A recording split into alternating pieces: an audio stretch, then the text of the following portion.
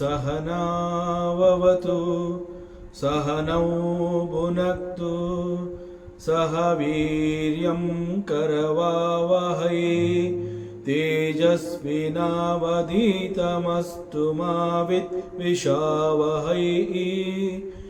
ओम शांति शांति ಶಾಂತಿ. ಶ್ರೀಕೃಷ್ಣ ಸರ್ವೂ ನಿನ್ನ ಸೇವೆಯಾಗಲಿ ಸ್ವಾಮಿ. ಎಲ್ಲ ಆಧ್ಯಾತ್ಮ ಬಂಧುಗಳಿಗೂ ನಮಸ್ಕಾರ ಮತ್ತು ಜ್ಞಾನದರ್ಶನಂ ವೇದಿಕೆಗೆ ಸ್ವಾಗತ. ಧ್ವನಿ ಗುರುದೇವದಾಗಿರಲಿ, ವಿಚಾರ ಪರಮಾತ್ಮನದಾಗಿರಲಿ, ಹಾಗೂ ಇದು ನನ್ನದಲ್ಲದ ಕರ್ಮವಾಗಲಿ. ಶ್ರೀಮದ್ ಭಾಗವತ ಮಹಾಪುರಾಣ 11ನೇ ಸ್ಕಂದ. ಮೊದಲಿಗೆ ಮಂಗಳಾಚರಣೆ. ಜನ್ಮಾದ್ಯಸ್ಯ ಯತೋನ್ವಯಾದಿತರತಃ ಚಾರ್ತೇಷ್ವಭಿಘ್ನಸ್ವರಾಟ್ ತೇನೇ ಬ್ರಹ್ಮಹೃದಾಯ ಆದಿಕವಯೇ ಮುಹ್ಯಂತಿ ಯತ್ಸೂರಯಃ ತೇಜೋ ವಾರಿಮೃದಾಂ ಯಥಾ ವಿನಿಮಯಃ ಯತ್ರ ತ್ರಿಸರ್ಗೋ ಮೃಷಾ ದಾಮ್ನಾ ಸ್ವೇನ ಸದಾ ನಿರಸ್ತಕುಹಕಂ ಸತ್ಯಂ ಪರಂ ಧೀಮಹಿ ನಾರಾಯಣಂ ನಮಸ್ಕೃತ್ಯ ನರಂ ಚೈವ ನರೋತ್ತಮಂ ದೇವೀಂ ಸರಸ್ವತೀಂ ವ್ಯಾಸಂ ತತೋ ಜಯಮುದೀರಯೇತ್ ತತೋ ಜಯಮುದೀರಯೇತ್.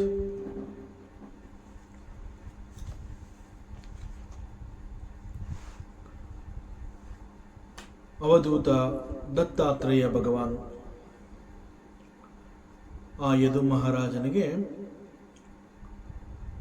ತಾನು ಜ್ಞಾನವನ್ನು ಸಂಪಾದಿಸಿದ ಮಾರ್ಗ ಅಂತಂದರೆ ಯಾವ ಯಾವ ಗುರುಗಳು ನನ್ನ ಜ್ಞಾನಕ್ಕೆ ಕಾರಣರಾದರು ಅನ್ನುವಂತಹದ್ದನ್ನು ತಿಳಿಸ್ತಾ ಬಂದಿದ್ದಾನೆ. ಹೀಗೆ ಯದುನಂದನಿಗೆ ಹೇಳ್ತಾನೆ, ಹೇ ಯದುನಂದನ, ಮನಸ್ಸು ಅಸ್ಥಿರವಾಗಿರಬಾರದು. ಮನಸ್ಸಿನ ಸ್ವಾಸ್ಥ್ಯ ಅಂತ ಹೇಳ್ತಾರೆ. ಮನಸ್ಸಿನ ಆರೋಗ್ಯವನ್ನು ಕುರಿತು ಹೇಳುವಂತಹದ್ದು. ಮನಸ್ಸಿನ ಆರೋಗ್ಯ ಅಂತಂದ್ರೆ ಏನು? ಮನಸ್ಸು ಸ್ಥಿರವಾಗಿರಬೇಕು. ಮನಸ್ಸು ಸ್ಥಿರವಾಗಿದೆ ಅಂತಂದ್ರೆ ಆ ಮನಸ್ಸಿನಲ್ಲಿ ಯಾವುದೇ ರೀತಿಯ ಒಂದು ಕುಣಿತ ಅನ್ನುವಂತಹದ್ದು ಇರೋದಿಲ್ಲ. ಅಂತಂದ್ರೆ ಮನಸ್ಸು ಅಂತ ಹೇಳಿದಾಗ ಆ ಚಂಚಲತೆಯನ್ನು ಕುರಿತು ಮನಸ್ಸು ಕುಣಿತಾ ಇದೆ ಅಂತ ಹೇಳ್ತಾರೆ. ಮನಸ್ಸು ಕುಣಿತಾ ಇದೆ ಅಂತಂದ್ರೆ ಇಟ್ ಈಸ್ ಅಸ್ಥಿರವಾದ ಮನಸ್ಸು.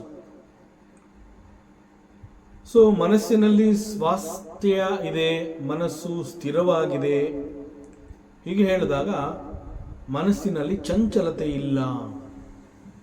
ಸೊ ಸ್ಥಿರವಾದ ಮನಸ್ಸು ಅಂತ ನಾವೇನು ಹೇಳ್ತೀವಿ, ದಟ್ ಸ್ಥಿರವಾದ ಮನಸ್ಸು ಅದು ಮಾತ್ರ ಏಕಾಗ್ರತೆಯನ್ನು ಗಳಿಸುವುದಕ್ಕೆ ಸಾಧ್ಯ. ಸೊ ಕಾನ್ಸಂಟ್ರೇಷನ್ ಅಂತ ನಾವೇನು ಹೇಳ್ತೀವಿ, ಕಾನ್ಸಂಟ್ರೇಷನ್ ಅನ್ನುವಂತಹದ್ದನ್ನು ನಾವು ಹೊಂದಬೇಕು ಅಂತಂದರೆ ಮುಖ್ಯವಾಗಿ ನಮಗೆ ಬೇಕಾಗಿರುವಂತಹದ್ದು ಸ್ಥಿರವಾದ ಮನಸ್ಸು. Then only focusing is possible. ಆದ್ದರಿಂದ ಮನಸ್ಸು ಸ್ಥಿರವಾಗಿದ್ದಾಗ ಆ ಏಕಾಗ್ರತೆ ಎನ್ನುವಂತಹದ್ದು ನಮಗೆ ಅನೇಕಗಳನ್ನು ಒದಗಿಸುತ್ತೆ.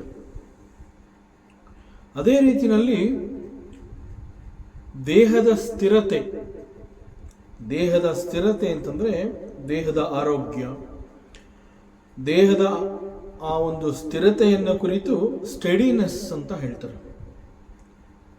ಇದರ ಅರ್ಥ ದೇಹದ ಎಲ್ಲ ಅಂಗಾಂಗಗಳು, ನಾವೇನು ಅವಯವಗಳು ಅಂತ ಹೇಳ್ತೀವಿ, ಆ ದೇಹದ ಎಲ್ಲ parts, all parts of the body, ಅವೆಲ್ಲ ಬಹಳ ಸ್ಥಿರತೆಯಿಂದ ಕೂಡಿರಬೇಕು.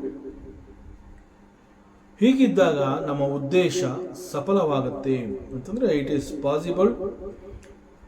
ಆವಾಗ ನಾವು ಒಂದು ಗುರಿಯನ್ನು ಮುಟ್ಟೋದಕ್ಕೆ ಸಾಧ್ಯವಾಗುತ್ತೆ. So this steadiness is also equally important. Both ಮನಸ್ಸಿನ ಸ್ಥಿರತೆ ಹಾಗೂ ದೇಹದ ಸ್ಟಡಿನೆಸ್ ಇವೆರಡೂ ಕೂಡ ಇಟ್ ಈಸ್ ಈಕ್ವಲಿ ಇಂಪಾರ್ಟೆಂಟ್. ಒಂದು ಆಧ್ಯಾತ್ಮ ಸಾಧನೆ ಅಂತ ನಾವೇನು ಹೇಳ್ತೀವಿ, ಅಲ್ಲಿ ದ ಸ್ಪಿರಿಚುವಲ್ ಗ್ರೋತ್ ಅಂತ ಹೇಳ್ತೀವಿ. ಆ ಸ್ಪಿರಿಚುವಲ್ ಗ್ರೋತ್ ಅಂತ ಹೇಳಿದಾಗ ಅದು ಲೌಕಿಕಕ್ಕೆ ಸಂಬಂಧಪಟ್ಟಿರುವಂತಹದ್ದಲ್ಲ. ಅದರಿಂದ ಅಂತಹದ್ದನ್ನು ಗಳಿಸಬೇಕು ಅಂತಂದರೆ ಅಲ್ಲಿ ಏಕಾಗ್ರತೆ, ದಟ್ ಈಸ್ ಮನಸ್ಸಿನ ಸ್ಥಿರತೆ, ಅದರ ಜೊತೆಗೆ the steadiness of the body. So both are equally important. So ಇಂತಹ ಒಂದು ರಹಸ್ಯವನ್ನು ಅಂತಂದರೆ ದೇಹದ ಆರೋಗ್ಯದ ಕಡೆ ಗಮನವನ್ನು ಕೊಟ್ಟು ಸ್ಥಿರವಾದ ದೇಹವನ್ನು ಹೊಂದುವಂತಹದ್ದು, ಅದರ ಜೊತೆಗೆ ಮನಸ್ಸಿನ ಸ್ಥಿರತೆಯನ್ನು ಕಾಪಾಡಿಕೊಳ್ಳುವಂತಹದ್ದು. ಈ ಒಂದು ರಹಸ್ಯವನ್ನು ನಾನು ಒಬ್ಬ ನುರಿತ ಬಾಣಗಾರನಿಂದ, ಬಾಣವನ್ನು ತಯಾರು ಮಾಡುವಂತಹವನು, ಒಬ್ಬ ಕಮ್ಮಾರ ಅಂತ ಕೂಡ ಹೇಳ್ತೀವಿ, ಕಬ್ಬಿಣದ ಕೆಲಸವನ್ನು ಮಾಡುವವನ್ನ. ಅದೇ ರೀತಿ ಬಾಣವನ್ನು ತಯಾರು ಮಾಡುವವನು ಒಬ್ಬ ಇರ್ತಾನೆ. ಅಂತಹ ಬಾಣವನ್ನು ತಯಾರು ಮಾಡುವವನಿಂದ ನಾನು ಈ ಒಂದು ಸ್ಥಿರತೆ ಬಗ್ಗೆ ಪಾಠವನ್ನು ನಾನು ಕಲಿತೆ. ಅವನನ್ನು ನೋಡ್ತಾ ನೋಡ್ತಾ ನನಗೆ ಅರ್ಥ ಆಗ್ತಾ ಬಂತು, ಆಸನ ಮತ್ತು ಪ್ರಾಣಾಯಾಮದ ಮೂಲಕ ಶ್ವಾಸವನ್ನು ಗೆದ್ದು ಆ ನಂತರದಲ್ಲಿ ವೈರಾಗ್ಯವನ್ನು ಹೊಂದಬೇಕು. ಸೊ ವೈರಾಗ್ಯ ಅಂತ ಹೇಳಿದಾಗ I don't depend on any ಲೌಕಿಕ ವಸ್ತು. Even without that I can lead A good life. So I don't require ಅಂತ ಹೇಳ್ಬೇಕಾದ್ರೆ ಬಹಳ ಧೈರ್ಯ ಬೇಕು. ಒಬ್ಬ ಧೀರ ಮಾತ್ರ ವೈರಾಗ್ಯವನ್ನು ಹೊಂದೋದಕ್ಕೆ ಸಾಧ್ಯ. ಹೇಗೇನ್ ಧೀರ ಅಂತಂದ್ರೆ ಬುದ್ಧಿಶಕ್ತಿಯನ್ನ ಕುರಿತು ಹೇಳಿರುವಂತಹದ್ದು. ಸೊ ಇದೆಲ್ಲ ಹೇಗೆ ಸಿಗತ್ತೆ? ಈ ಒಂದು ಧೀರತನ, ವೈರಾಗ್ಯವನ್ನು ಅಕ್ಸೆಪ್ಟ್ ಮಾಡ್ಕೊಳ್ಳುವಂತಹ ಒಂದು ತೀಕ್ಷ್ಣವಾದ ಬುದ್ಧಿ, ಇದೆಲ್ಲ ಹೇಗೆ ಸಿಗತ್ತೆ ಅಂತಂದ್ರೆ ಆಸನ ಮತ್ತು ಪ್ರಾಣಾಯಾಮದ ಮೂಲಕ ಶ್ವಾಸವನ್ನ ಗೆದ್ದು ಆ ನಂತರದಲ್ಲಿ ವೈರಾಗ್ಯವನ್ನು ಹೊಂದಬೇಕು ಅಂತ ಹೇಳ್ತಾರೆ. ಮತ್ತು ಇದು ಏಕಾಏಕಿ ಆಗುವಂತಹದ್ದಲ್ಲ. ಸತತವಾಗಿ ಅಭ್ಯಾಸವನ್ನ ಮಾಡುವ ಮೂಲಕ ಮನಸ್ಸನ್ನ ನಾವು ವಶಪಡಿಸ್ಕೋಬೇಕಾಗತ್ತೆ. ಮನಸ್ಸನ್ನ ವಶಪಡಿಸ್ಕೊಳ್ಳುವಂತಹದ್ದು, ಮನಸ್ಸನ್ನ ನಿಗ್ರಹ ಮಾಡುವಂತಹದ್ದು ಅಂತಂದ್ರೆ ಅದು ಒಮ್ಮೆಲೆ ಆಗುವಂತಹದ್ದಲ್ಲ.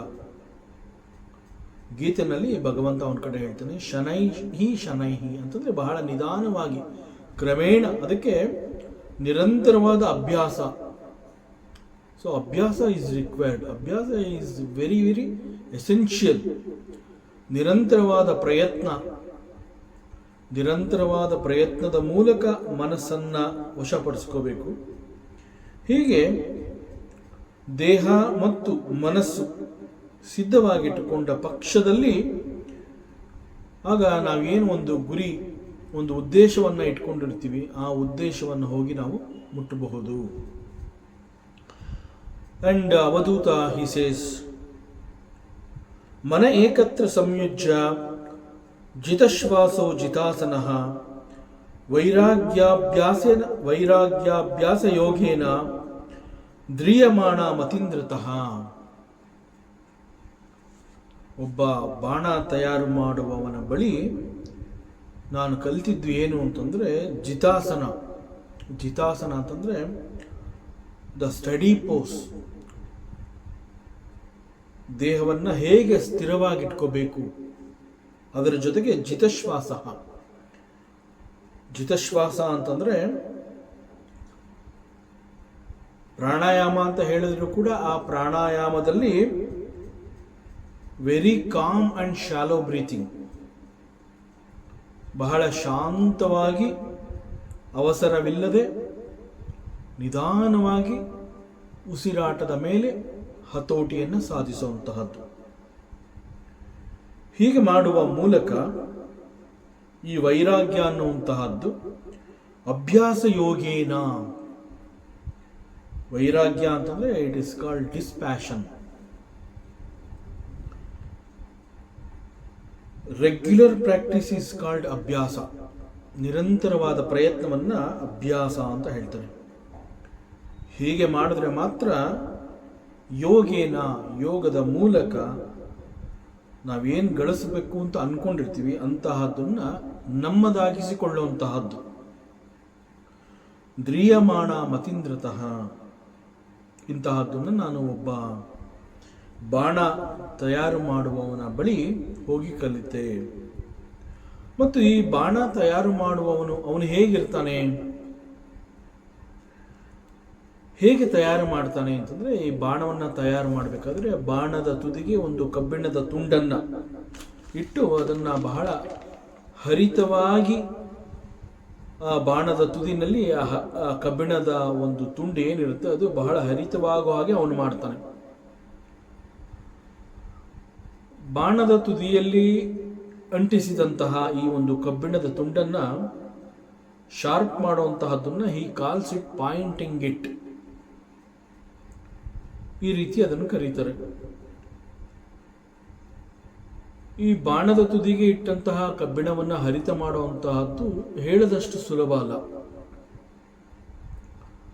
ಅಷ್ಟು ಸುಲಭದ ಕೆಲಸ ಅಲ್ಲ. ಅದು ಬಹಳ ಎಚ್ಚರಿಕೆಯಿಂದ ಈ ಕೆಲಸವನ್ನು ಮಾಡಬೇಕಾಗುತ್ತೆ.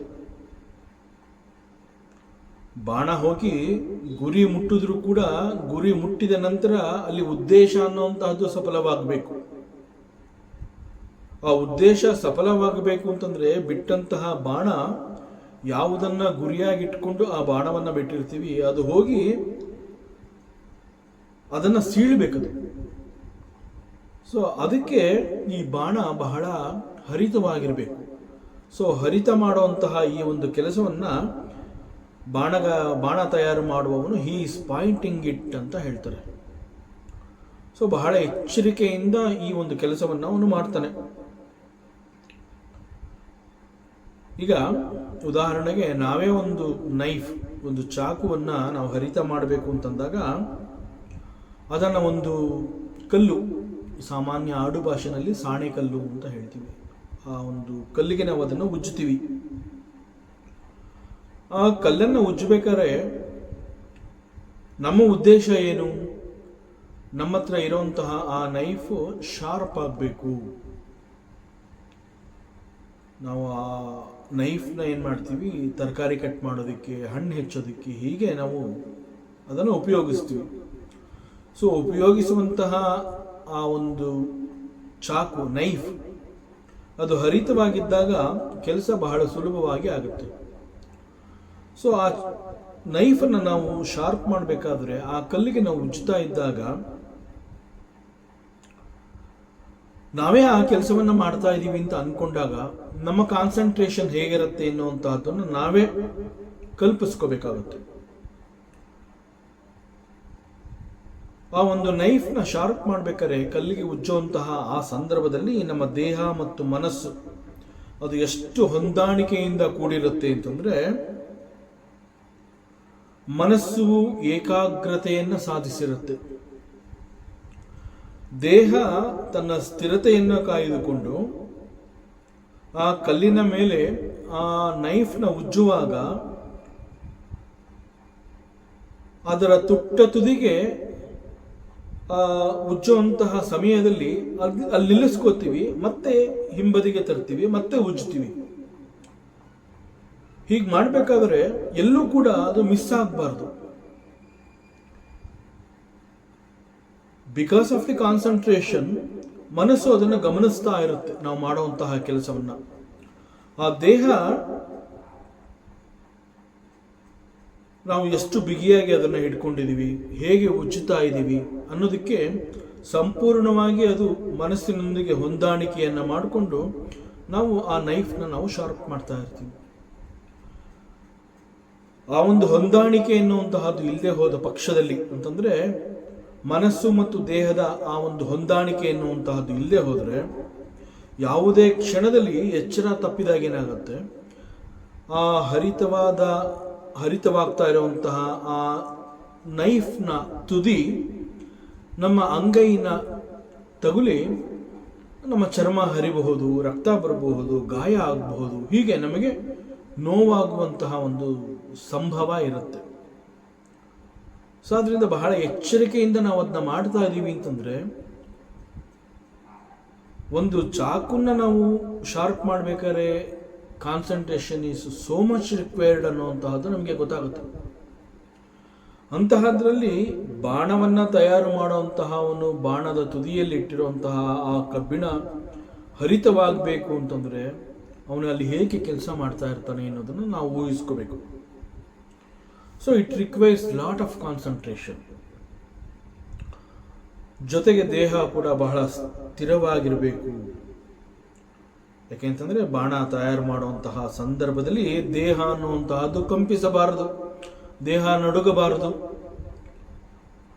ಕೈ ನಡುಗ್ತಾ ಇದ್ರೆ ಅಥವಾ ನಾವು ಕೂತಿರುವಂತಹ ಒಂದು ಭಂಗಿ ಸರಿಯಾಗಿಲ್ಲದೆ ಹೋದರೆ ನಾವು ಮಾಡುವಂತಹ ಕೆಲಸದಲ್ಲಿ ನಾವು ಸಫಲತೆಯನ್ನು ಕಾಣೋದಕ್ಕೆ ಸಾಧ್ಯ ಇಲ್ಲ. ಸೊ ಅದರಿಂದ ದೇಹದ ಸ್ಟಡಿನೆಸ್ ಅಂತ ಏನು ಹೇಳ್ತೀವಿ, it is very much required. ಯಾಕೆಂತಂದರೆ ಶಾರ್ಪ್ ಮಾಡುವಂತಹ ಸಮಯದಲ್ಲಿ ಏನಾದ್ರು ಕೈ ನಡುಗ್ತಾ ಇದೆ ಅಂತಂದರೆ ನಾವು ಆ ಕೆಲಸದಲ್ಲಿ ಒಂದು ಸಾರ್ಥಕತೆಯನ್ನು ನೋಡೋಕ್ಕಾಗೋದಿಲ್ಲ. ಉದಾಹರಣೆಗೆ, ಈಗ ನಮಗೆ ದೇಹದ ಯಾವುದೋ ಒಂದು ಆರೋಗ್ಯದ ಸಮಸ್ಯೆ ಇರುತ್ತೆ, ನಮಗೊಂದು ಆಪರೇಷನ್ ಆಗಬೇಕು ಅನ್ನುವಂತಹದ್ದು ಗೊತ್ತಾಗುತ್ತೆ. ಸೊ ಆಪರೇಷನ್ ಮಾಡಿಸ್ಕೊಳ್ಳೋದ್ರಿಂದ ನನ್ನ ಆರೋಗ್ಯ ಸರಿ ಹೋಗುತ್ತೆ ಅನ್ನೋದು ಗೊತ್ತಾದಾಗ we are ready for it. Then we go to the doctor.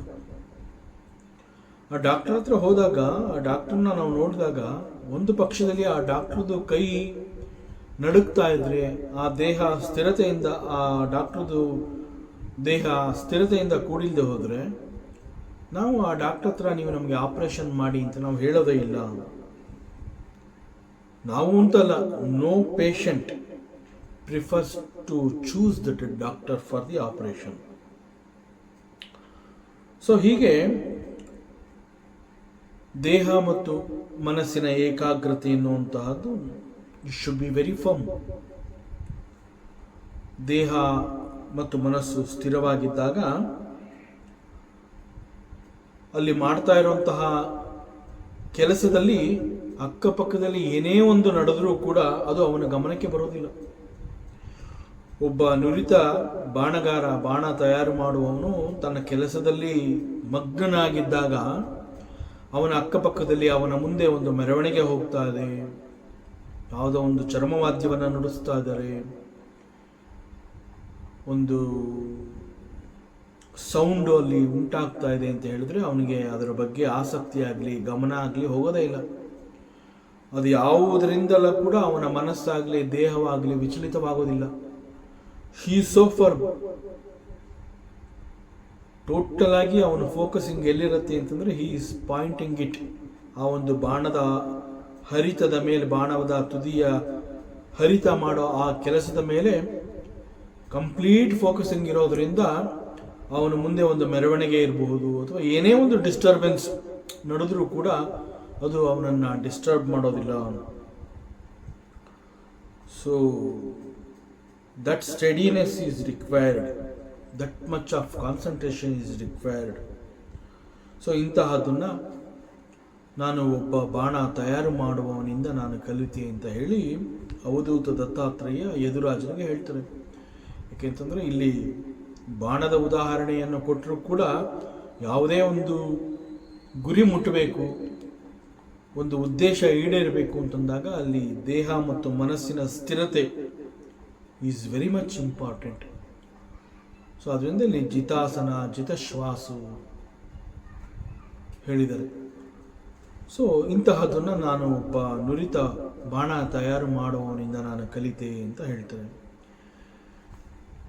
ಮತ್ತೆ ಮುಂದುವರಿಸ್ತಾರೆ, ಏಕಾಚಾರ್ಯ ನಿಕೇತ ಸ್ಯಾತ್ ಅಪ್ರಮತ್ತೋ ಗುಹಾಶಯ ಅಲಕ್ಷ್ಯಮಾಣ ಆಚಾರೈ ಮುನಿರೇಕೋ ಅಲ್ಪಭಾಷಣ ಮುನಿ ಮುನಿ ಅಂತಂದ್ರೆ ಇಟ್ ಮೀನ್ಸ್ ಮನನಶೀಲ, ಮನನಶೀಲ, ಯೋಗಿ, ತಪಸ್ವಿ, ಸಾಧು, ಮಹಾಪುರುಷ, ಇವೆಲ್ಲ ಒಂದೇ ಅರ್ಥವನ್ನು ಕೊಡುತ್ತೆ. ಒಬ್ಬ ಸಂತ, ಸಾಧು, ಯೋಗಿ, ಒಬ್ಬ ಮುನಿ, ತಪಸ್ವಿ,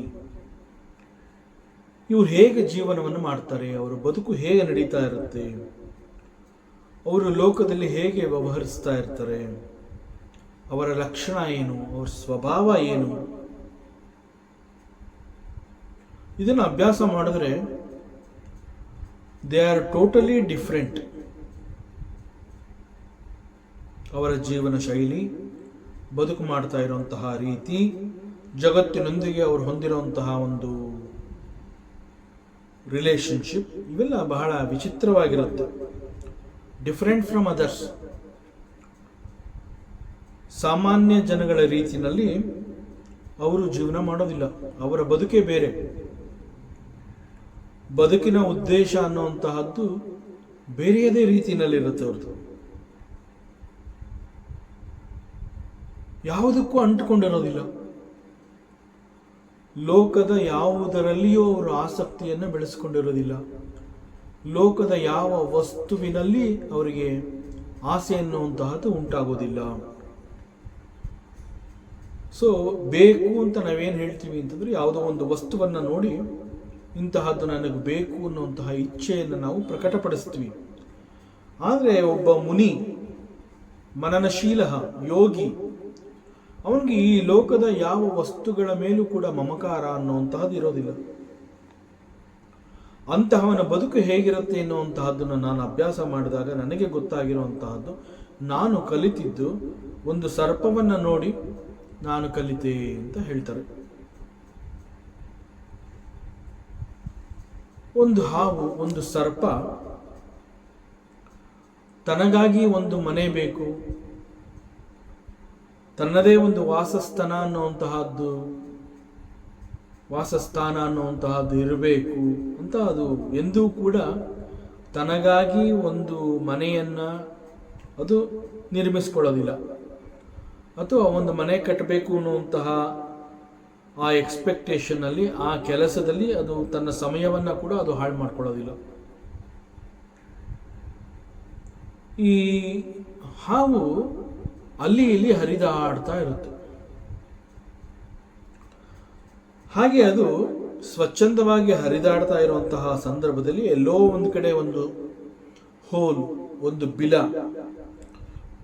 ಅದನ್ನು ನೋಡಿದಾಗ ಅದು ಸೂಕ್ತವಾಗಿದೆ ಅಂತ ಅದಕ್ಕೆ ಅನಿಸಿದ ಕೂಡಲೇ ಅಲ್ಲಿ ಹೋಗಿ ಅದು ಆರಾಮವಾಗಿ ಆ ಬಿಲದಲ್ಲಿ ಅಥವಾ ಆ ಒಂದು ರಂಧ್ರದಲ್ಲಿ ಅದು ಸೆಟ್ಲ್ ಆಗೋಗುತ್ತೆ.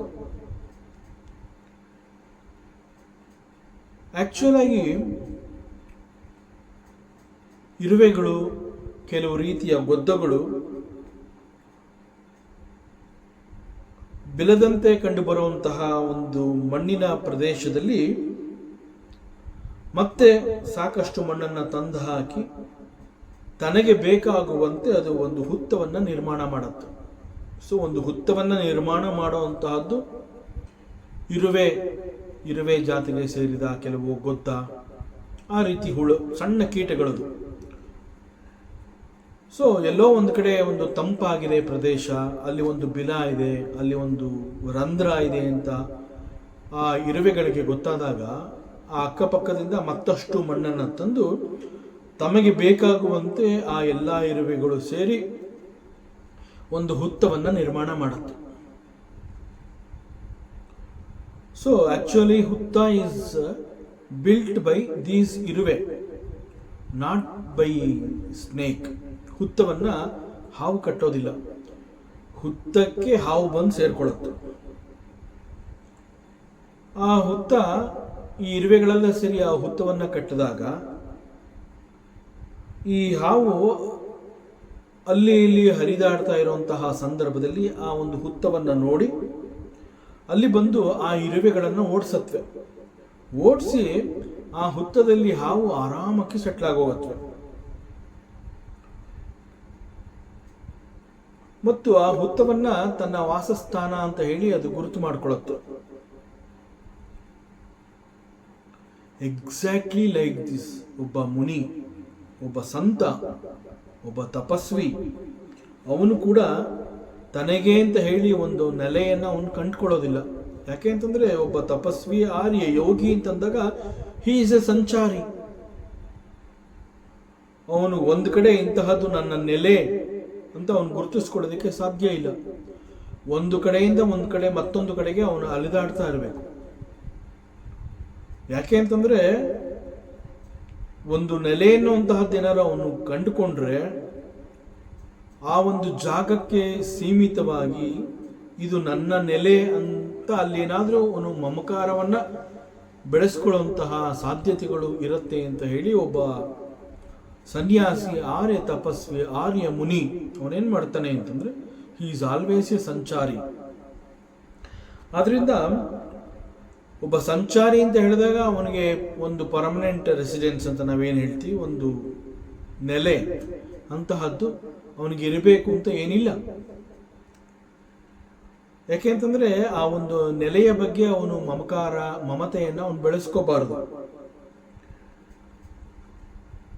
ಇದು ನನ್ನ ಮನೆ, ಇಲ್ಲಿ ನಾನು ವಾಸ ಮಾಡ್ತೀನಿ ಅನ್ನುವಂತಹದ್ದೇನಾದ್ರೂ ಆ ಮುನಿಗೆ ಮನಸ್ಸಿಗೆ ಇಂತಹ ವಿಚಾರ ಬಂದ್ರೆ ಮುಂದೆ ಅದು ಅವನ ಸಂಚಾರಕ್ಕೆ ಅಡ್ಡಗಾಲು ಹಾಕತ್ತೆ, ಅಂತಂದ್ರೆ ಸಂಚಾರಕ್ಕೆ ಅಡ್ಡಿಪಡಿಸತ್ತದು. ಯಾಕೆ ಅಂತಂದ್ರೆ ಇದು ನನಗೆ ಸೇರಿದ್ದು, ಇಲ್ಲಿ ನಾನು ಇರ್ತೀನಿ ಅಂತ ಹೇಳಿ ಅದರ ಮೇಲೆ ಅವನು ಮಮಕಾರವನ್ನು ಬೆಳೆಸ್ಕೊಳ್ಳುವಂತಹ ಸಾಧ್ಯತೆ ಇದೆ. ಆದ್ರಿಂದ ಒಬ್ಬ ಸನ್ಯಾಸಿ ಅಂತಂದ್ರೆ ಅವನು ಸದಾ ಸಂಚಾರಿ. ಅವನಿಗೆ ಇದು ನನ್ನ ಮನೆ ಅಂತ ಹೇಳಿ ಅವನಿಗೆ ಒಂದು ನೆಲೆ ಅನ್ನುವಂತಹದ್ದು ಇರೋದು ಇಲ್ಲ, ಇರಲೂಬಾರದು. ಎಕ್ಸಾಕ್ಟ್ಲಿ ಲೈಕ್ ದಿಸ್, ಒಂದು ಸರ್ಪ, ಸ್ನೇಕ್ ಏನ್ ಮಾಡುತ್ತೆ ಅಂತಂದ್ರೆ it does not build the house. ಅನೇಕ ಬೇರೆ ಬೇರೆ ಗೊದ್ದಗಳು, ಇರುವೆಗಳು ಸೇರಿ ಅವುಗಳು ಕಟ್ಟಿದಂತಹ ಹುತ್ತದಲ್ಲಿ ಅದು ಬಂದು ವಾಸ ಮಾಡುತ್ತೆ. ಅದೇ ರೀತಿ ಒಬ್ಬ ಯೋಗಿ ಕೂಡ ಯಾವುದೋ ಒಂದು ಏಕಾಂತವಾದ ಒಂದು ಗುಹೆ, ಕಲ್ಲು ಬಂಡುಗಳ ನಡುವೆ ಅಥವಾ ಯಾವುದೋ ಒಂದು ಮರದ ಕೆಳಗೆ ಅಲ್ಲಿ ಆಶ್ರಯವನ್ನ ಮಾಡಿ ಮತ್ತೆ ಅವನು ಸಂಚಾರವನ್ನು ಪ್ರಾರಂಭ ಮಾಡ್ತಾನೆ.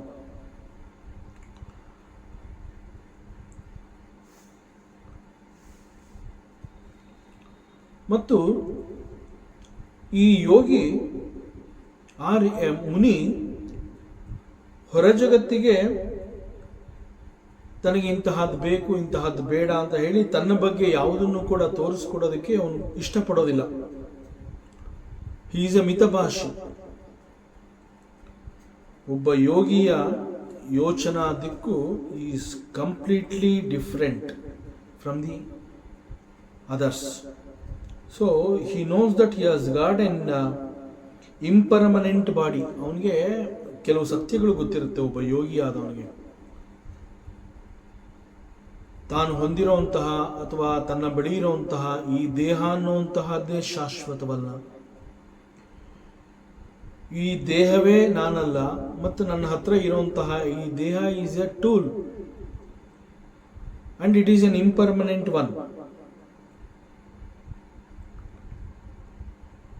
ಆದ್ರೆ ಇದೇ ವಿಚಾರವನ್ನು ಒಬ್ಬ ಮೂರ್ಖ ಏನ್ ಮಾಡ್ತಾನೆ ಅಂತಂದ್ರೆ ಕೆಲವುಗಳು ನನಗೆ ಬೇಕು ಅಂತ ಹೇಳಿ ದೇಹಕ್ಕಾಗಿ ಮಾಡುವಂತಹ ಸಕಲ ಕರ್ಮಗಳಲ್ಲೂ ಅವನು ಭಾಗಿಯಾಗಿ ಎಲ್ಲವನ್ನ ದೇಹಕ್ಕೆ ಅವನು ಒದಗಿಸ್ತಾನೆ.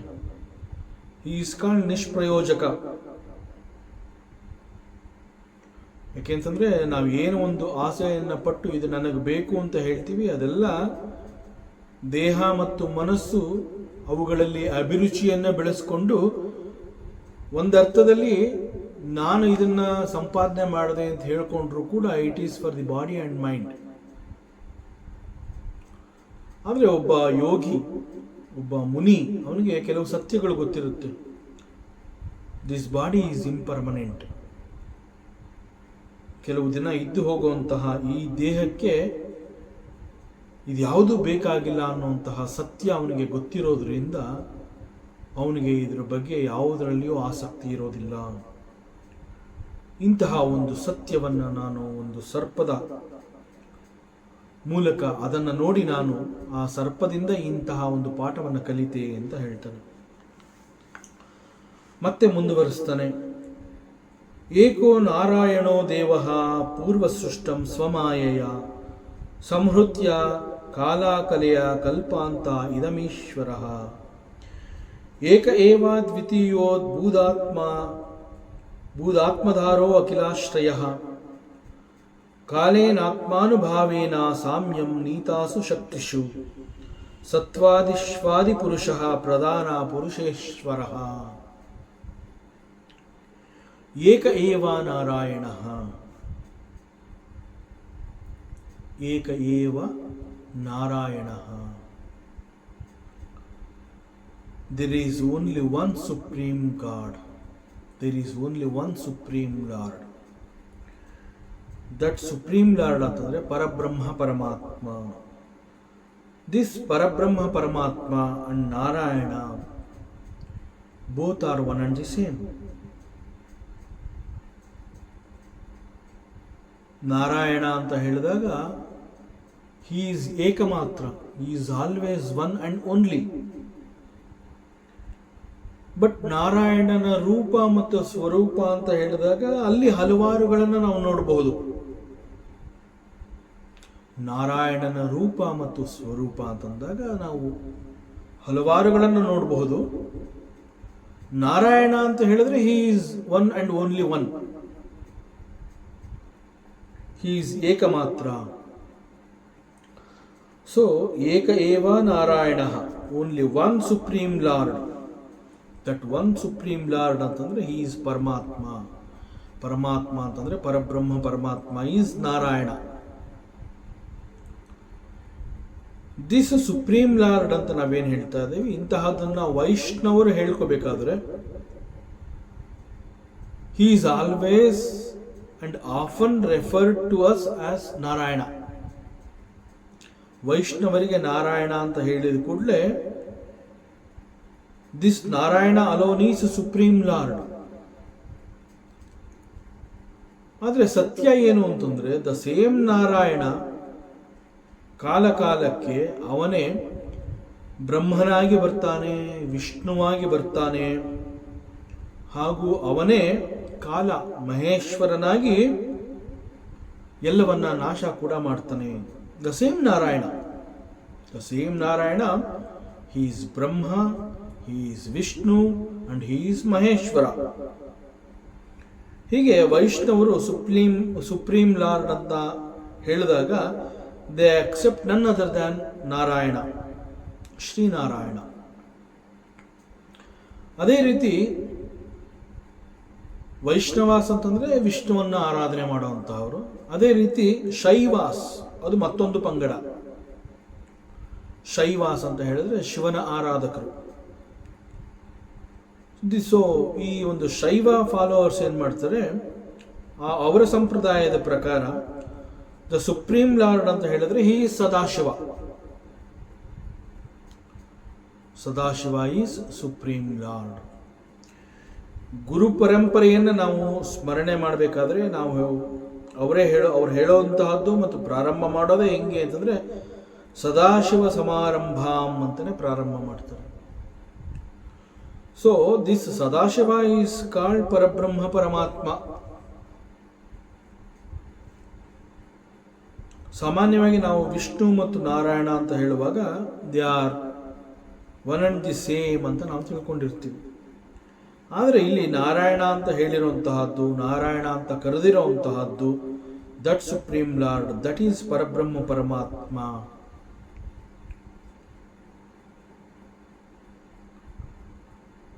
ಪೂರ್ವಸೃಷ್ಟಂ ಸ್ವಮಾಯಯ ಇದಂ. ದಿಸ್ ನಾರಾಯಣ ಅಂತಂದ್ರೆ ವೈಷ್ಣವರ ಪ್ರಕಾರ ಆ ಸುಪ್ರೀಂ ಲಾರ್ಡ್ ಆಗಿರಬಹುದು, ಅಥವಾ ಶೈವರ ಪ್ರಕಾರ ಸದಾಶಿವ ಆಗಿರಬಹುದು. ಒಟ್ಟಿನಲ್ಲಿ ಪರಬ್ರಹ್ಮ ಪರಮಾತ್ಮ ಅಂತ ಹೇಳಿದಾಗ ಪೂರ್ವ ಸೃಷ್ಟಂ ಸ್ವಮಾಯಯ ಇದಂ. This Parabrahma Paramatma, he created this huge ಸೃಷ್ಟಿ. ಈ ಒಂದು ವಿಶ್ವವನ್ನ, ಈ ಒಂದು ಸೃಷ್ಟಿಯನ್ನ ನಿರ್ಮಾಣ ಮಾಡಿದ್ದು ಹೇಗೆ ಅಂತಂದ್ರೆ ವಿತ್ ಹಿಸ್ ಮಾಯಾಶಕ್ತಿ. ಮಾಯಾಶಕ್ತಿಯನ್ನ ಬಳಸಿಕೊಂಡು this Parabrahma Paramatma he created this universe. So ಮಾಯಾಶಕ್ತಿ ಅಂತ ಹೇಳಿದಾಗ ವಾಟ್ ಈಸ್ ಹಿಸ್ ಮಾಯಾಶಕ್ತಿ? ಈ ಮಾಯಾಶಕ್ತಿ ಅಂತ ಹೇಳಿದಾಗ ಅನೇಕ ಅನುಭವಿಗಳು, ಅನೇಕ ಗುರು ಆಚಾರ್ಯರುಗಳು, ಜ್ಞಾನಿಗಳು ಈ ಒಂದು ಮಾಯಾಶಕ್ತಿಯನ್ನು ಕುರಿತು ವಿವರಿಸ್ತಾರೆ. ಅವುಗಳಲ್ಲಿ ಒಂದು ಈ ರೀತಿ ಇದೆ. ಮಾಯಾಶಕ್ತಿ ಆಫ್ ದಿ ಪರಮಾತ್ಮ ಮೀನ್ಸ್ ದಟ್ ಈಸ್ ಹಿಸ್ ಇಚ್ಛಾಶಕ್ತಿ, ಜ್ಞಾನಶಕ್ತಿ ಅಂಡ್ ಕ್ರಿಯಾಶಕ್ತಿ. ಸೊ ಪರಮಾತ್ಮ ಈ ಎಲ್ಲ ಶಕ್ತಿಗಳ ಒಡೆಯ. That is why he is called Ishwara. Ishwara ಅಂತಂದ್ರೆ ಹಿ ಈಸ್ ಯಜಮಾನ, ಹಿ ಈಸ್ ಒಡೆಯ. ಯಾವುದಕ್ಕೆ ಯಜಮಾನ, ಯಾವುದಕ್ಕೆ ಅವನು ಒಡೆಯ, ಯಾವುದನ್ನು ಅವನು ತನ್ನದಾಗಿ ಮಾಡಿಕೊಂಡಿದ್ದಾನೆ? ದೇರ್ ಆರ್ ಸರ್ಟನ್ ಪವರ್ಸ್, ಕೆಲವು ಶಕ್ತಿಗಳಿದೆ. ಅದು ಯಾವ ಶಕ್ತಿ ಅಂತಂದ್ರೆ ಮೊದಲನೆಯದಾಗಿ ಇಚ್ಛಾಶಕ್ತಿ, ಜ್ಞಾನಶಕ್ತಿ ಮತ್ತು ಕ್ರಿಯಾಶಕ್ತಿ. ಈ ಎಲ್ಲ ಶಕ್ತಿಗಳ ಒಡೆಯ ಈಸ್ ದಿಸ್ ಪರಬ್ರಹ್ಮ ಪರಮಾತ್ಮ. ದಿಸ್ ಪರಬ್ರಹ್ಮ ಪರಮಾತ್ಮ ಈ ಎಲ್ಲ ಶಕ್ತಿಯನ್ನ ಬಳಸಿಕೊಂಡು ಸೃಷ್ಟಿಯ ನಿರ್ಮಾಣಕ್ಕೆ ಕೈ ಹಾಕ್ತಾನೆ. ಪರಮಾತ್ಮನ ಶಕ್ತಿಯಾಗಲಿ, ಪರಮಾತ್ಮನ ಮಹಿಮೆಯಾಗಲಿ ಅಥವಾ ಅವನ ಲೀಲೆಯಾಗಲಿ ನಮಗೆ ನೇರವಾಗಿ ಅರ್ಥ ಆಗುವುದಿಲ್ಲ.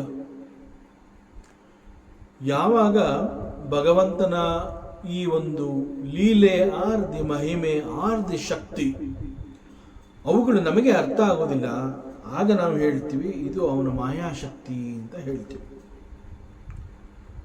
ಸೊ ಈ ಪ್ರಕಾರ ದಿಸ್ ಪರಮಾತ್ಮ has got 3 potential powers. 3 potential powers ಅಂತಂದ್ರೆ ಒನ್ಸ್ ಅಗೇನ್ ಇಚ್ಛಾಶಕ್ತಿ, ಜ್ಞಾನಶಕ್ತಿ ಹಾಗೂ ಕ್ರಿಯಾಶಕ್ತಿ.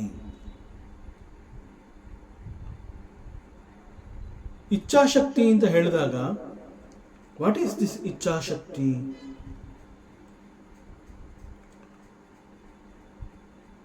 ಯಾಕೆಂತಂದ್ರೆ ಭಗವಂತ ಅಂತ ಹೇಳಿದಾಗ ಅವನು ಎಲ್ಲವನ್ನ ಮೀರಿರುವವನು, ಎಲ್ಲವನ್ನ ದಾಟಿರುವವನು. ಆದರೆ ಇಲ್ಲಿ ಇಚ್ಛೆ ಅಂತ ಹೇಳಿದಾಗ ಹೇಗೆ ಈ ಒಂದು ಆಸೆ ಬಯಕೆಗಳು ಅನ್ನುವಂತಹದ್ದು ನಮ್ಮನ್ನ ಬಂಧಿಸತ್ತೆ ಅಂತ ನಾವು ಮಾತನಾಡ್ತೀವಿ, ಆ ಪ್ರಕಾರ ಭಗವಂತನ ಇಚ್ಛಾಶಕ್ತಿ ಅಂತ ಹೇಳಿದಾಗ ಭಗವಂತನಿಗೂ ಕೂಡ ಆಸೆ ಬಯಕೆಗಳು ಇದೆಯಾ ಅನ್ನುವಂತಹ ಒಂದು ಪ್ರಶ್ನೆ ಬರುತ್ತೆ.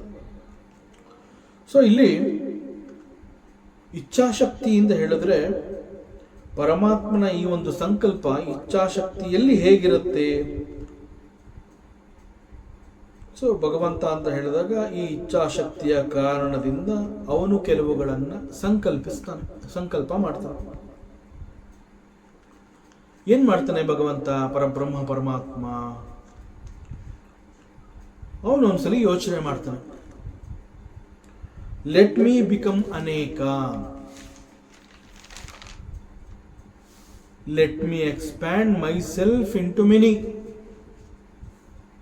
ನಾನು ಅನೇಕಗಳಾಗಿ ಬದಲಾಗಬೇಕು ಅಂತ ಅವನು ಒಂದು ಇಚ್ಛೆಯನ್ನು ಹೊಂದುತ್ತಾನೆ. ಸೊ ನಾನು ಅನೇಕಗಳಾಗಿ ಬದಲಾಗಬೇಕು ಅನ್ನುವಂತಹದ್ದು ಅವನ ಸಂಕಲ್ಪ. ದಟ್ ಸಂಕಲ್ಪ ಈಸ್ ಕಾಲ್ಡ್ ದಿ ಇಚ್ಛಾಶಕ್ತಿ. ಅಂದ್ರೆ it is not exactly the desire of the Paramatma. Because ಇಚ್ಛಾಶಕ್ತಿ ಅಂತ ನಾವೇನು ಹೇಳಿದ್ವಿ ಅದನ್ನ ಭಗವಂತನ ಶಕ್ತಿ ಅಂತ ನಾವು ಕರೆದಿರೋದ್ರಿಂದ ಇಚ್ಛಾಶಕ್ತಿ ಅಂತ ನಾವು ಹೇಳಿದ್ರು ಕೂಡ it is not exactly the desire, it is not the ಆಸೆ ಅಂಡ್ ಬಯಕೆ of Paramatma. This icchashakti is his potential power and he will make use of this power. ಈ ಒಂದು ಇಚ್ಛಾಶಕ್ತಿ ಆರ್ ದ ಡಿಸೈರ್ಸ್ ಅಂತ ನಾವು ಹೇಳಿದಾಗ we can see the difference between the Jivatma and the Paramatma. ನಮಗೆ ಅಂತಂದ್ರೆ ನಾವೆಲ್ಲ ಜೀವಾತ್ಮರುಗಳು. ಯಾವಾಗ ಈ ಜೀವಾತ್ಮರುಗಳಿಗೆ ಅಂತಂದರೆ ನಮಗೆ ಒಂದು ಇಚ್ಛೆ ಎನ್ನುವಂತಹದ್ದು ಉಂಟಾಗತ್ತೆ, ನಮ್ಮಲ್ಲಿ ಒಂದು ಬಯಕೆ ಆಸೆ ಎನ್ನುವಂತಹದ್ದು ಹುಟ್ಟತ್ತೆ, immediately we jump into kriya. ಅಂತಂದ್ರೆ ಯಾವಾಗ ಒಂದು ವಸ್ತುವನ್ನು ನಾನು ಪಡಿಬೇಕು, ಇಂತಹದ್ದು ನನಗೆ ಬೇಕು ಅನ್ನುವಂತಹ ಒಂದು ಆಸೆ ನನ್ನಲ್ಲಿ ಹುಟ್ಟತ್ತೆ, ಆ ಕ್ಷಣದಲ್ಲಿ ನಾನು ಅವುಗಳನ್ನು ಸಂಪಾದಿಸುವ ದಿಕ್ಕಿನಲ್ಲಿ ನನ್ನ ಕರ್ಮಗಳು ಪ್ರಾರಂಭವಾಗತ್ತೆ. That is kriya, getting into action. So ಹೀಗೆ ಜೀವಾತ್ಮರುಗಳು ನಮ್ಮಲ್ಲಿ ಉಂಟಾದ ಬಯಕೆ ಎನ್ನುವಂತಹದ್ದು ಉಂಟಾದ ಮರುಕ್ಷಣದಲ್ಲಿ ಅದನ್ನು ಹೊಂದಬೇಕು ಅಂತ ಹೇಳಿ ಕ್ರಿಯೆಗೆ ಮುಂದಾಗ್ತೀವಿ. ಆದರೆ ಅದನ್ನು ಹೊಂದುವ ಬಗೆ, ದಟ್ ಈಸ್ ಕಾಲ್ಡ್ ಜ್ಞಾನ. ಜ್ಞಾನಾಶಕ್ತಿಯನ್ನ ಪರಿಗಣಿಸದೆ ನಮಗೆ ಬೇಕಾಗಿರುವಂತಹದ್ದನ್ನ ಪಡೆದುಕೊಳ್ಳಲು ಅದಕ್ಕಾಗಿ ನಾವು ನಮ್ಮನ್ನ ಕರ್ಮದಲ್ಲಿ ತೊಡಗಿಸ್ಕೋತೀವಿ. ಬಟ್ ಪರಮಾತ್ಮನ ವಿಚಾರ ಈ ರೀತಿ ಅಲ್ಲ. ದ ಡಿಸೈರ್ ಆಫ್ ದಿ ಪರಮಾತ್ಮ, ದಿ ಸಂಕಲ್ಪ ಆಫ್ ದಿ ಪರಮಾತ್ಮ, ದ ಇಚ್ಛಾಶಕ್ತಿ ಆಫ್ ದಿ ಪರಮಾತ್ಮ. ಹೀಗೆ ಹೇಳಿದಾಗ ಪರಮಾತ್ಮನಿಗೆ ಬಯಕೆ ಉಂಟಾಗಿದೆ, ಅವನು ಯಾವುದೋ ಒಂದನ್ನ ಸಂಕಲ್ಪ ಮಾಡಿದಾನೆ. ಹಾಗೆ ಹೇಳಿದಾಗ the next step was not kriyashakti, it will be the jnanashakti. So ಜೀವಾತ್ಮನಲ್ಲಿ ಒಂದು ಬಯಕೆ ಎನ್ನುವಂತಹದ್ದು ಉಂಟಾದರೆ the next step is kriyashakti. But ಪರಮಾತ್ಮ ಕೆಲವುಗಳನ್ನು ಸಂಕಲ್ಪಿಸಿದಾಗ ಅಥವಾ ಇಚ್ಛಾಶಕ್ತಿಯನ್ನು ಹೊಂದಿದಾಗ his next step is jnanashakti. So the bridge between icchashakti and kriyashakti is called the jnanashakti. So ಒಂದು ಬಯಕೆ, ಒಂದು ಆಸೆ, ಒಂದು ಇಚ್ಛೆ ಎನ್ನುವಂತಹದ್ದು ಸಫಲವಾಗಬೇಕಾದರೆ ಅದನ್ನ ಪಡೆದುಕೊಳ್ಳೋದಕ್ಕೆ ಬೇಕಾದಂತಹ ಜ್ಞಾನವನ್ನ ಕುರಿತು ಭಗವಂತ ಯೋಚಿಸ್ತಾನೆ. ಅದನ್ನು ನಾವು ಮಾಡೋದಿಲ್ಲ. That is the major difference between the Paramatma and the jivatma. So a jivatma does not care for the jnana shakti. This is the major difference between Paramatma and jivatma. Hiranyagarbha ಗರ್ಭಸ್ಥಂ, Paramatma in the form of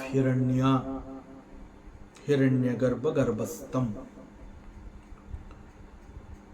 so in the primordial stage ಅಂತ ಹೇಳ್ತಾರೆ ನಮ್ಮ ವೇದಾಂತದಲ್ಲಿ. ಇದಕ್ಕೆ ಈ ರೀತಿ ಅರ್ಥ ಕೊಡ್ತಾರೆ. Most ancient ಅಂತ ನಾವೇನು ಹೇಳ್ತೀವಿ, ಪುರಾಣ ಅಂತ ನಾವೇನಾರು ಹೇಳಿದ್ರೆ ಬಹಳ ಪ್ರಾಚೀನ ಅನ್ನೋ ಅರ್ಥ ಕೂಡ ಬರುತ್ತೆ. ಪ್ರಾಚೀನ ಮತ್ತು ಪುರಾಣಕ್ಕೂ ಕೂಡ ಬಹಳ ಹಿಂದಿನದು. That is very very ancient.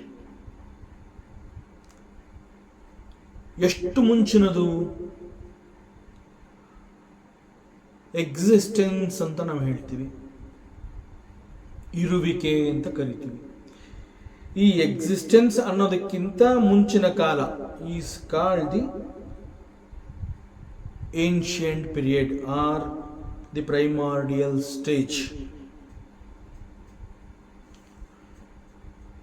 ಇದರ ಬಗ್ಗೆ ನಮ್ಮ ವೇದಾಂತ, ಆಧ್ಯಾತ್ಮ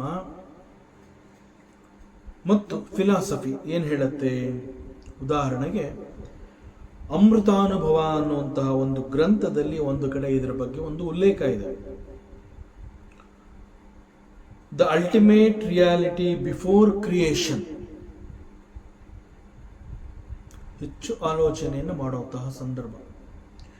the ultimate reality before creation.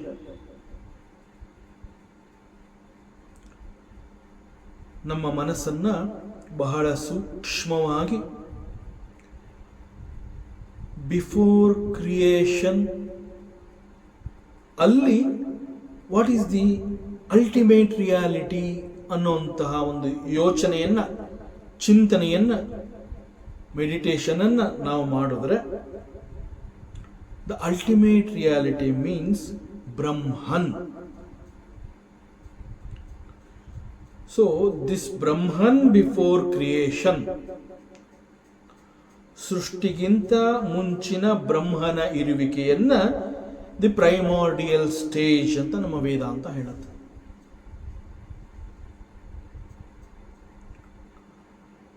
ಈ ಸಂದರ್ಭದಲ್ಲಿ, ಈ ಪೀರಿಯಡ್ ಅಲ್ಲಿ, ಈ ಸಮಯದಲ್ಲಿ ಪರಮಾತ್ಮನ ಮಾಯಾಶಕ್ತಿಯನ್ನ ಕುರಿತು ವಿಚಾರ ಮಾಡ್ತಾ ಇರೋದ್ರಿಂದ ಪರಮಾತ್ಮನಿಗೆ ಸೃಷ್ಟಿಯ ಬಗ್ಗೆ ಒಂದು ಕಲ್ಪನೆ ಉಂಟಾಗುತ್ತೆ. ಒಂದು ಸೃಷ್ಟಿಯ ಬಗ್ಗೆ ಅವನಲ್ಲಿ ಒಂದು ಇಚ್ಛಾಶಕ್ತಿ ಎನ್ನುವಂತಹದ್ದು ಉಂಟಾಗುತ್ತೆ. ಹಿ ಮೇಕ್ಸ್ ಎ ಸಂಕಲ್ಪ. ಸೊ ಪರಮಾತ್ಮನಲ್ಲಿ ಈ ಸೃಷ್ಟಿಯ ಬಗ್ಗೆ ಒಂದು ಇಚ್ಛೆ ಎನ್ನುವಂತಹದ್ದು ಉಂಟಾದಾಗ ಕೂಡಲೇ ಪರಮಾತ್ಮ, ದ ಸೇಮ್ ಬ್ರಹ್ಮನ್, ಪರಬ್ರಹ್ಮ ಏನ್ ಮಾಡ್ತಾನೆ, ಅದನ್ನ ಈ ಒಂದು ಸೃಷ್ಟಿಯ ಜವಾಬ್ದಾರಿಯನ್ನ ಬ್ರಹ್ಮನಿಗೆ ವಹಿಸ್ತಾನೆ. ನೀನು ಸೃಷ್ಟಿಗೆ ಮುಂದಾಗು, ಸೃಷ್ಟಿಯನ್ನ ನೀನು ನಿರ್ಮಾಣ ಮಾಡು ಅಂತ ಹೇಳ್ತಾನೆ.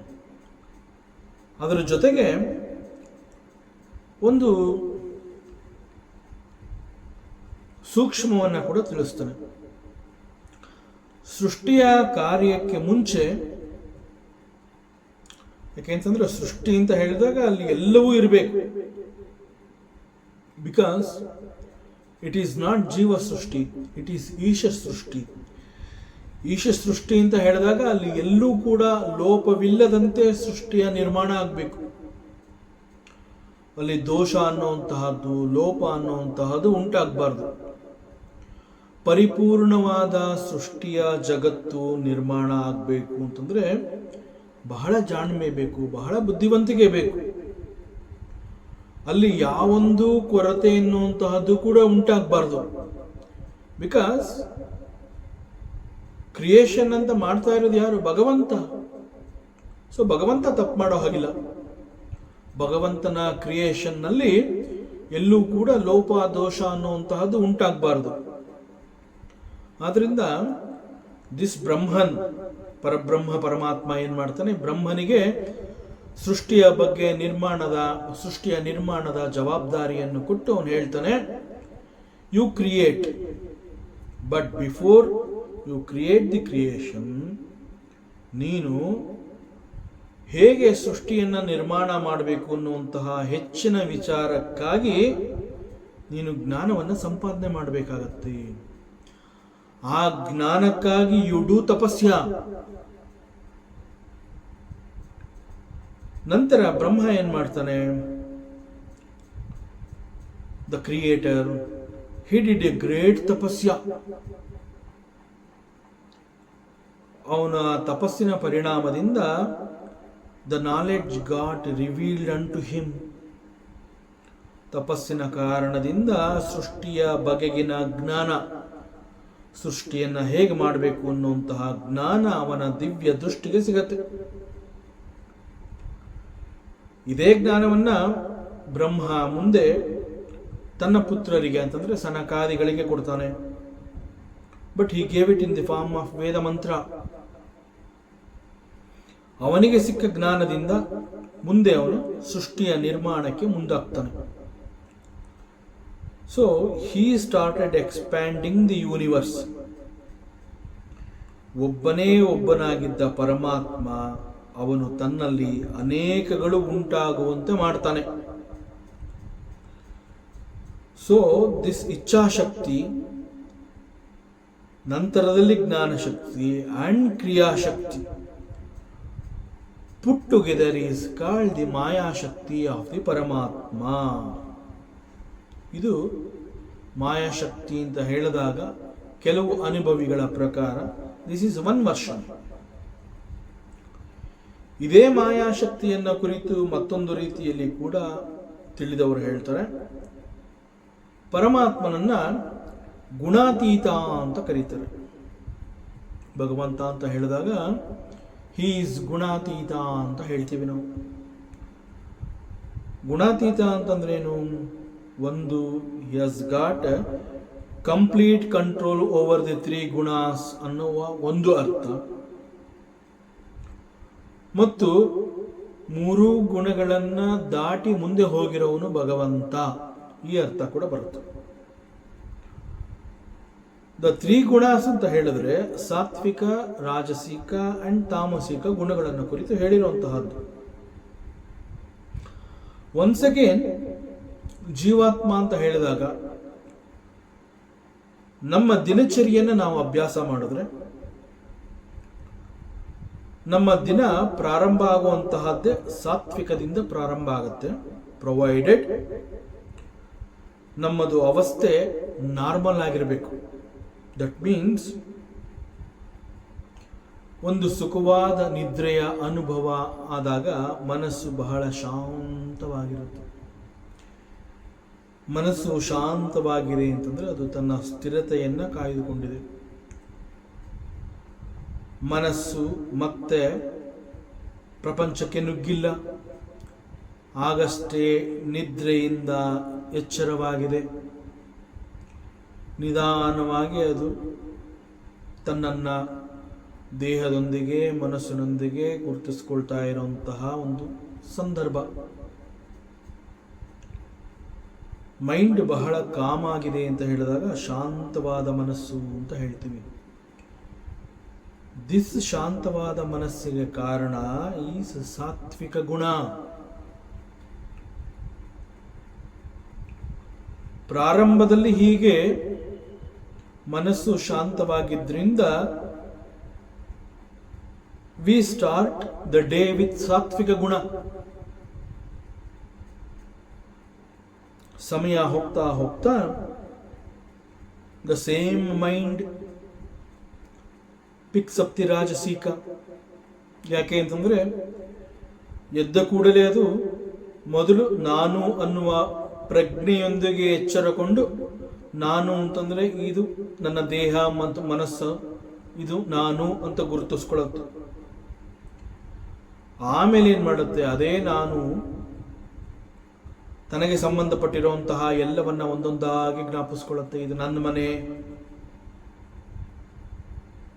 ಇದು ನನ್ನ ಕಾರು, ಇದು ನನ್ನ ಆಫೀಸು, ನನ್ನ ಹೆಂಡತಿ, ನನ್ನ ಮಕ್ಕಳು, ಮತ್ತು ಇವೆಲ್ಲವನ್ನ ಮೇಂಟೈನ್ ಮಾಡೋದಕ್ಕೆ ಅನೇಕಗಳು ಬೇಕಾಗತ್ತೆ. ಇಂತಹದ್ದು ಬೇಕು, ಇಂತಹದ್ದು ಬೇಕು ಅಂತ ಹೇಳಿ ಅನೇಕ ಬೇಕುಗಳ ಹಿಂದೆ ಅದು ಅಲೆದಾಡೋದಕ್ಕೆ ಪ್ರಾರಂಭವಾಗುತ್ತೆ. ಅವೆಲ್ಲವನ್ನ ತನ್ನದಾಗಿಸಿಕೊಳ್ಳುವಂತಹ ಕರ್ಮದಲ್ಲಿ ತೊಡಗುತ್ತೆ. ಆಗ ಇದು ದ ಸೇಮ್ ಸಾತ್ವಿಕ ಮನಸ್ಸು ಸಮಯ ಹೋದಂತೆ it picks up the rajasika, and at the end we generally fall into tamasika. ಯಾಕೆ ಹೀಗಾಗತ್ತೆ? ಸಾತ್ವಿಕದಿಂದ ಪ್ರಾರಂಭವಾಗಿ ತಾಮಸಿಕದಲ್ಲಿ ಇದು ಅಂತ್ಯವಾಗತ್ತೆ. It is because of the maya of the ಭಗವಂತ.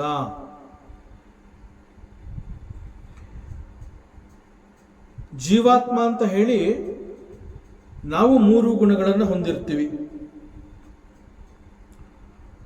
ಪರಮಾತ್ಮನನ್ನ ಗುಣಾತೀತ, he has got complete control over the gunas ಅಂತ ಹೇಳಿದಾಗ ಸೂಕ್ಷ್ಮವಾಗಿ ನಮ್ಮಂತೆ ಭಗವಂತನಲ್ಲೂ ಕೂಡ 3 ರೀತಿಯ ಗುಣಗಳಿತ್ತು ಅನ್ನುವಂತಹ ಒಂದು ಸಣ್ಣ ಸುಳಿವನ್ನು ಅದು ಕೊಡುತ್ತೆ. ನಾವು ಹೇಗೆ 3 ಗುಣಗಳನ್ನು ಹೊಂದಿದ್ದೀವಿ, ಅದೇ ರೀತಿ ಭಗವಂತ ಕೂಡ 3 ಗುಣಗಳನ್ನು ಹೊಂದಿದ್ದಾನೆ. But what is the difference? Vedanta ಹೇಳುತ್ತೆ ಹಿ ಈಸ್ ಗುಣಾತೀತ. ಅದೇ ವೇದಾಂತ ಹೇಳುತ್ತೆ he has got complete control over the gunas. ಆ ಕಂಟ್ರೋಲ್ ಅನ್ನೋದು ಹೊಂದಬೇಕು ಅಂತಂದ್ರೆ ಅವನಲ್ಲಿ ಗುಣಗಳಿದ್ರೆ ಮಾತ್ರ he can have a control. That means Bhagavanta has also got the gunas just like a jivatma. So what is the difference? ಭಗವಂತನಲ್ಲೂ ಗುಣಗಳಿದೆ, ಜೀವಾತ್ಮನಲ್ಲೂ ಗುಣಗಳಿದೆ. So what is the difference? Difference ಅಂತಂದ್ರೆ ವಿ ದ ಜೀವಾತ್ಮಾಸ್, ನಾವು ಜೀವಾತ್ಮರುಗಳು, ನಮ್ಮ ಪರಿಸ್ಥಿತಿ ಹೇಗಿರುತ್ತೆ ಅಂತಂದ್ರೆ ಈ 3 ಗುಣಗಳನ್ನು ನಾವು ಹೊಂದಿರೋದ್ರಿಂದ, ಈ ಗುಣಗಳ ಕಾರಣದಿಂದ we are again and again tossed up and down. ಈ ಒಂದು ಗುಣಗಳ ಬಲೆಗೆ ನಾವು ಸಿಕ್ಕಿ ಬಿದ್ದಿರ್ತೀವಿ. ಗುಣಗಳ ಬಲೆಗೆ ನಾವು ಸಿಕ್ಕಿ ಬಿದ್ದಿದ್ದೀವಿ ಅಂತಂದ್ರೆ ವಿ ಆರ್ ದಿ ಮೂಢಾಸ್. ಅದಕ್ಕೆ ಆಚಾರ್ಯ ಶಂಕರರು ಹೇಳ್ತಾರೆ, ಭಜ ಗೋವಿಂದಂ ಭಜ ಗೋವಿಂದಂ ಗೋವಿಂದಂ ಭಜ ಮೂಢಮತೆ. ನೀನು ಗುಣಗಳಲ್ಲಿ ಸಿಕ್ಕಾಕೊಂಡು ಒದ್ದಾಡ್ತಾ ಇದೀಯಾ, ನೀನು ಆ ಗುಣಗಳ ಬಂಧನದಿಂದ ಹೊರಗಡೆ ಬರಬೇಕು ಅಂತಂದ್ರೆ Bhaja Govindam, that is the only way out. So ಅದರಿಂದ ಗುಣಗಳ ಬಲೆಗೆ ಈ ಒಬ್ಬ ವ್ಯಕ್ತಿ ಸಿಕ್ಕಿ ಬಿದ್ದಿದ್ದಾನೆ ಅಂತಂದ್ರೆ he is called a murkha, is a mudha. ಕೇವಲ ಒಬ್ಬ ಮೂಢ ಮಾತ್ರ ಹೀಗೆ ಗುಣಗಳ ಕಾರಣದಿಂದ he is tossed up and down. But ಅದೇ ಪರಮಾತ್ಮ ಅಂತ ಹೇಳಿದಾಗ ಅವನು ಗುಣಗಳ ಮೇಲೆ ಹಿಡಿತವನ್ನ ಸಾಧಿಸಿದಾನೆ. He has got complete control over the 3 gunas. ಇದು ಹೇಗೆ ಸಾಧ್ಯ? This is called svamayaya. He has got a control over the gunas. ಗುಣಗಳನ್ನ ನಿಗ್ರಹ ಮಾಡಿದಾನೆ ಅಂತಂದ್ರೆ he has got control over the gunas. ಅಷ್ಟು ಮಾತ್ರ ಅಲ್ಲ, ಗುಣಗಳನ್ನ ಮೀರಿ ಈಸ್ ಬಿಯಾಂಡ್ ದೀಸ್ 3 ಗುಣಾಸ್. ಪರಮಾತ್ಮ ಗುಣಗಳನ್ನ ನಿಗ್ರಹ ಮಾಡಿದಾನೆ. ಹಾಗೆ ಹೇಳೋದಕ್ಕಿಂತ ಭಗವಂತ ಅಂತ ಹೇಳಿದಾಗ ನಾವು ಭಗವಂತನನ್ನ ಗುಣಾತೀತ ಅಂತ ಕರಿತೇವೆ. ಈ ಗುಣಾತೀತ ಅಂತಂದಾಗ ಅದರ ಅರ್ಥ ಭಗವಂತ ಗುಣಗಳು ಅನ್ನುವ ಆ ವಿಶೇಷವನ್ನ ದಾಟಿ ಮುಂದೆ ಹೊರಟೋಗಿದ್ದಾನೆ ಅವನು. He is beyond these 3 gunas. But this is not possible for us the jivatmas. ಜೀವಾತ್ಮ ಅಂತ ಕರೆಸ್ಕೊಂಡಿರುವಂತಹ ನಾವುಗಳು ಹೀಗೆ ಗುಣಾತೀತ ಅಂತ ಅನ್ನಿಸ್ಕೊಳ್ಳೋದಕ್ಕೆ ಸಾಧ್ಯ ಇಲ್ಲ. ಯಾಕೆಂತಂದ್ರೆ ನಮ್ಮಲ್ಲಿ ಇನ್ನೂ ಕೂಡ ಆ ಜೀವಭಾವ ಇರುತ್ತೆ. ಯಾಕೆಂದ್ರೆ ನಾವು ಜೀವಾತ್ಮ. ಜೀವಭಾವ ಎಲ್ಲಿವರೆಗಿರುತ್ತೆ ಅಲ್ಲಿವರೆಗೆ ನಾವು ಈ ಗುಣಗಳ ಬಂಧನದಲ್ಲಿ ಸಿಕ್ಕಿಬಿದ್ದಿರ್ತೀವಿ. ಸೊ ಭಗವಂತ ಇವೆಲ್ಲವನ್ನ ದಾಟಿ ಮುಂದೆ ಹೋಗಿದ್ದಾನೆ. ಹಿ ಈಸ್ ಬಿಯಾಂಡ್ ಗುಣಾಸ್ ಅಂತಂದಾಗ this is because of his svamayaya. ಭಗವಂತನದು ಮಾಯಾಶಕ್ತಿ. ಆ ಮಾಯಾಶಕ್ತಿಯನ್ನ ಅವನು ಬಳಸ್ಕೊಂಡಿರೋದ್ರಿಂದ ಅವನು ಗುಣಗಳನ್ನ ದಾಟಿದಾನೆ. ಸೊ ನಾವು ಕೂಡ ಕೆಲವು ಗುಣಗಳ ಮೇಲೆ ನಿಗ್ರಹ ಸಾಧಿಸಿರುವಂತೆ ಕಂಡ್ರೂ ಕೂಡ ಸಂಪೂರ್ಣವಾಗಿ ಅದರ ಮೇಲೆ ಒಂದು ಹಿಡಿತವನ್ನ ಸಾಧಿಸೋದಕ್ಕೆ ಸಾಧ್ಯ ಇಲ್ಲ. ಸಾಧನೆ ಮಾಡ್ತೀವಿ ಅಂತ ನಾವು ಹೇಳ್ತೀವಿ, ಸಾಧನೆಯಲ್ಲಿ ತೊಡಗಿದ್ದೀನಿ, ನಾನು ಕೂಡ ಈ ಗುಣಗಳ ಮೇಲೆ ಒಂದು ಹತೋಟಿಯನ್ನು ಸಾಧಿಸ್ತೀನಿ ಅನ್ನುವಂತಹ ಪ್ರಯತ್ನ ಮಾಡಿದ್ರೂ ಕೂಡ ಸಂಪೂರ್ಣವಾಗಿ ಗುಣದ ಮೇಲೆ ಒಂದು ಹಿಡಿತವನ್ನು ಇಟ್ಕೊಳ್ಳೋದಕ್ಕೆ ಸಾಧ್ಯ ಇಲ್ಲ. ಈ ಕಾರಣದಿಂದ ನಮ್ಮದು ಅಲ್ಪಶಕ್ತಿ, ಅಲ್ಪಮಾನ. So we are tossed up and down by the power of the gunas. ಒಂದು ಉದಾಹರಣೆಯೊಂದಿಗೆ ಇದನ್ನು ನಾವು ಬಹಳ ಸುಲಭವಾಗಿ ಅರ್ಥ ಮಾಡ್ಕೋಬಹುದು. ನಮ್ಮಲ್ಲಿ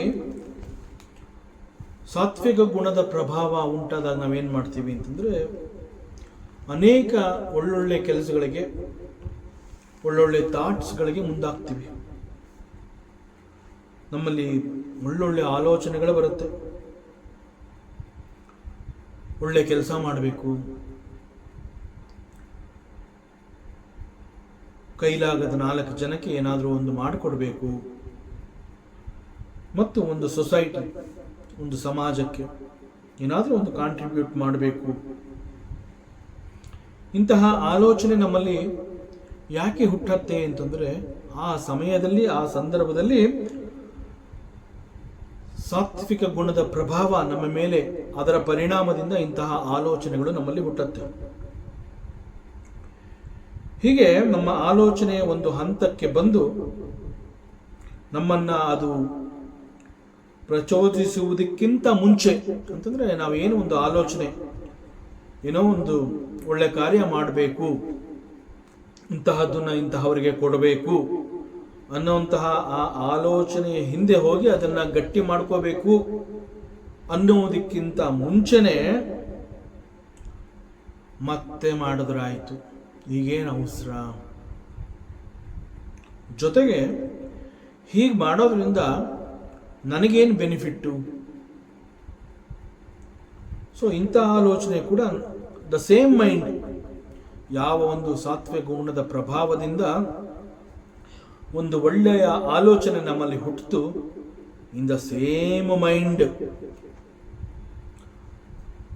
ಅದು ನಮ್ಮಲ್ಲಿ ಪ್ರಚೋದಿಸುವುದಕ್ಕಿಂತ ಮುಂಚೆ ಅದನ್ನು ನೆಗ್ಲೆಕ್ಟ್ ಮಾಡ್ತೀವಿ, ಪೋಸ್ಟ್ಪೋನ್ ಮಾಡ್ತೀವಿ.